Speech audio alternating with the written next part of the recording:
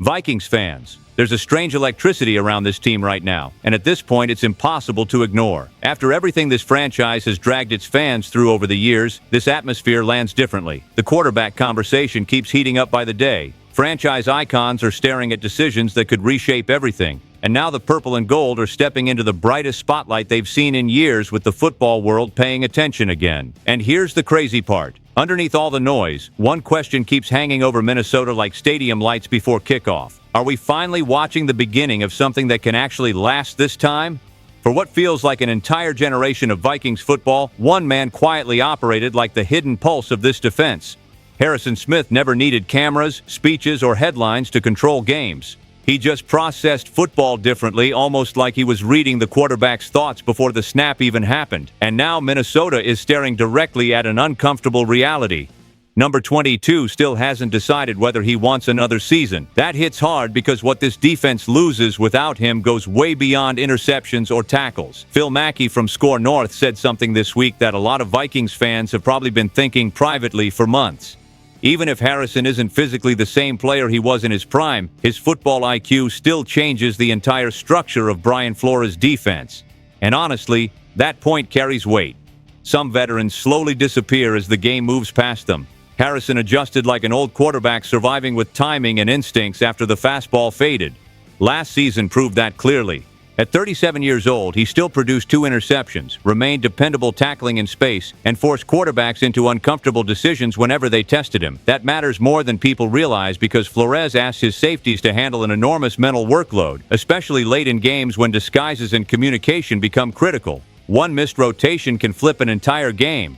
Harrison processes all of it instantly, but honestly, the emotional leadership might matter even more now. He's basically an extension of the coaching staff once the ball gets snapped. When Flores starts disguising pressure or rotating coverages late, the defense stays steady because Harrison already understands the entire picture. Younger players settle faster because he's there. The room breathes differently because he's there. And maybe the most revealing part of this whole situation is hearing rookie safety Jacoby Thomas already trying to connect with him directly. That tells you everything about the respect Harrison carries inside that locker room. The younger generation understands exactly what he represents to this franchise. He's not just another aging veteran hanging around, he's part of the emotional backbone of Vikings football. But here's the part that should probably make the rest of the NFC nervous. This roster may actually convince him to come back for one more run. Kevin O'Connell already proved this team can win double-digit games while surviving uneven quarterback play. Now imagine Harrison watching this offense continue adding weapons while Flores keeps shaping a defense that closed last season, smothering teams down the stretch. Suddenly walking away gets tougher, especially if Kyler Murray or J.J. McCarthy pushes this offense into another tier entirely. You can almost see the story forming already. One last postseason push, one last chance to finally bring a Lombardi trophy to Minnesota before Harrison walks away for good.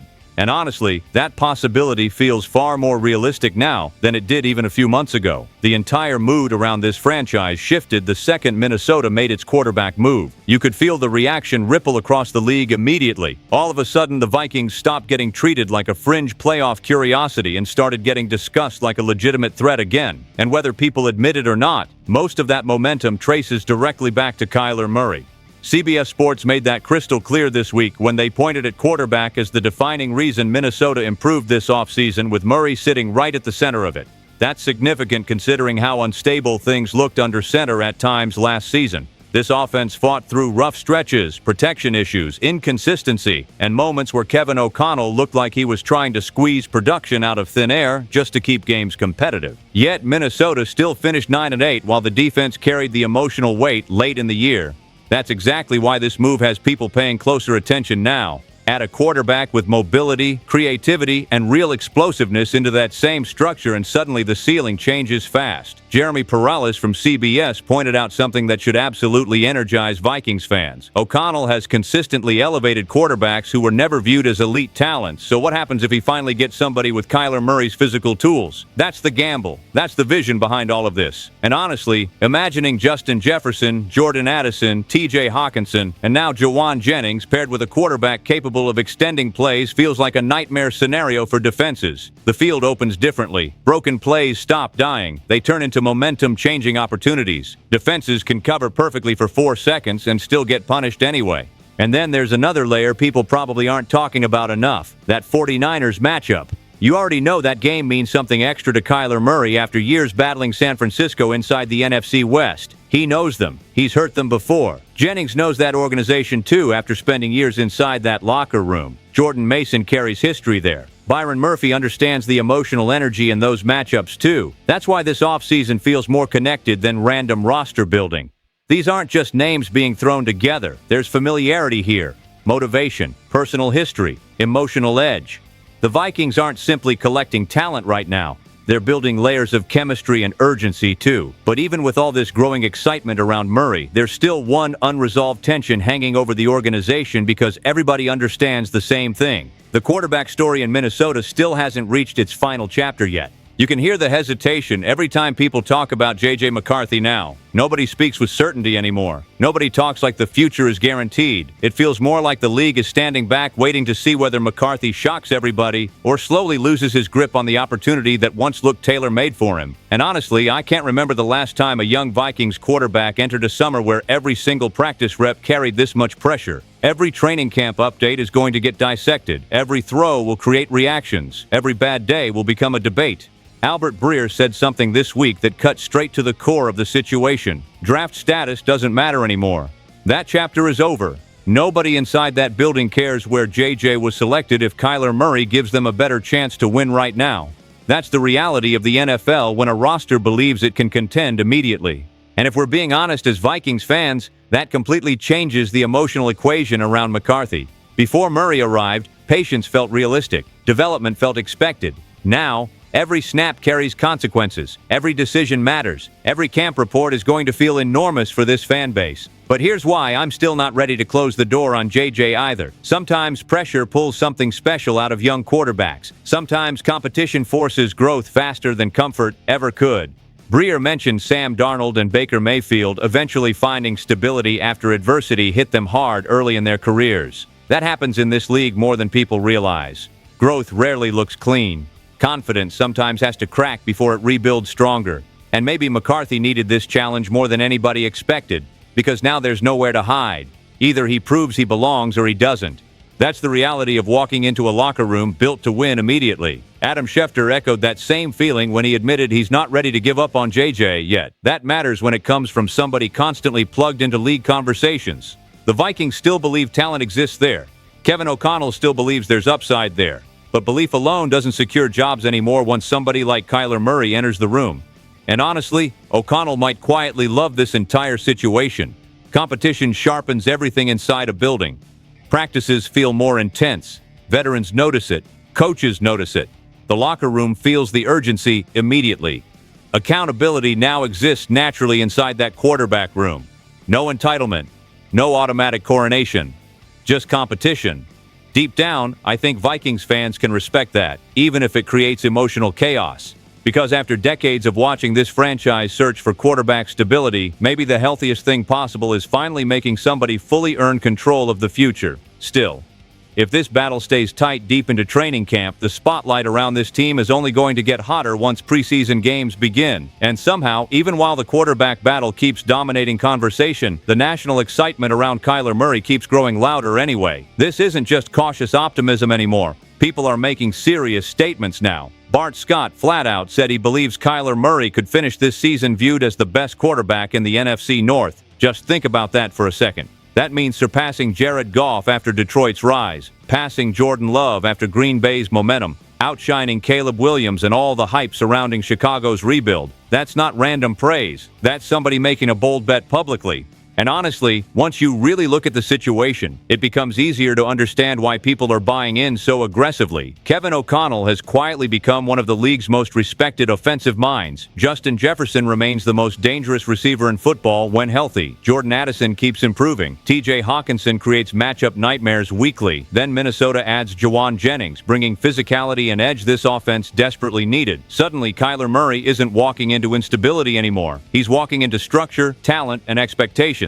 That changes everything for a quarterback trying to redirect his career trajectory. Damian Woody basically called this Kyler's job to lose, and nationally that's becoming the dominant belief whether Vikings fans fully buy into it yet or not. The bigger question is whether Minnesota can unlock the version of Murray Arizona never consistently sustained. Because we've seen flashes before. We've seen the explosive dual-threat version that makes defenses panic instantly. The injuries, instability, coaching turnover, and roster problems with the Cardinals constantly interrupted that momentum. Maybe Minnesota becomes the place where all those unfinished pieces finally connect. And if that happens, this offense suddenly looks terrifying inside a division that already feels loaded with talent. But there's another important layer to all this uncertainty too.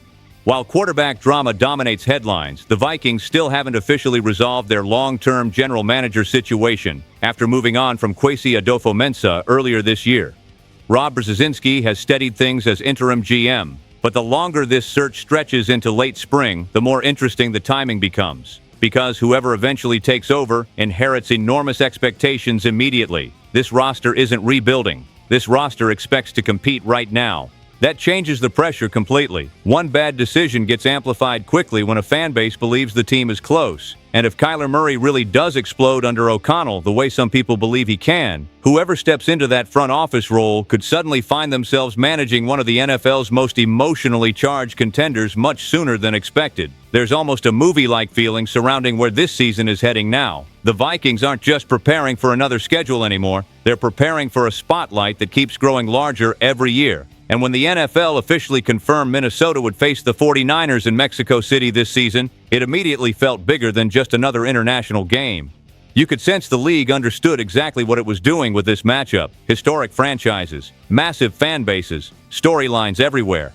Honestly, there may not be a better international showcase than this version of Minnesota facing San Francisco. The reaction from the organization said everything. Vamos Vikings!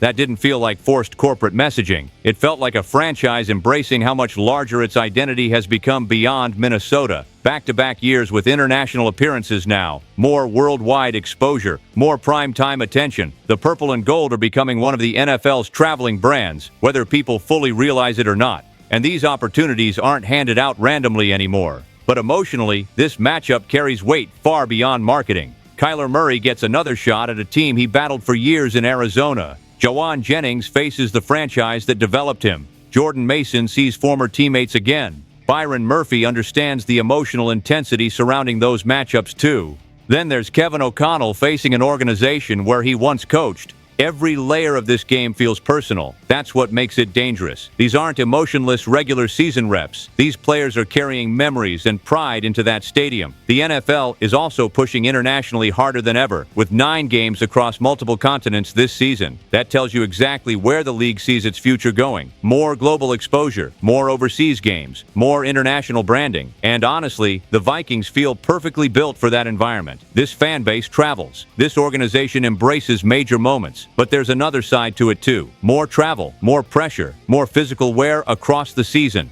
Kevin O'Connell already navigated international games last year with mixed results before adjusting successfully. Now he has to manage that challenge again while balancing quarterback tension, rising expectations, and one of the toughest divisions in football. That's a difficult balancing act in the middle of a long season. Yet somehow, this entire situation still feels exciting instead of overwhelming.